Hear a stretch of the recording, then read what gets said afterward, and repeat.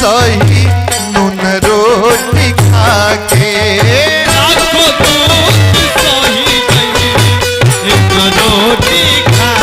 कह दिया माई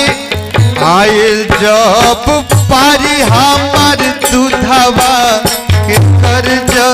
भरे के बबुआ आयल जब पारी हमार दूधवा के भरे के कर्ज बबुआ मेहर लेके आज भाई साया मेहर लेके आज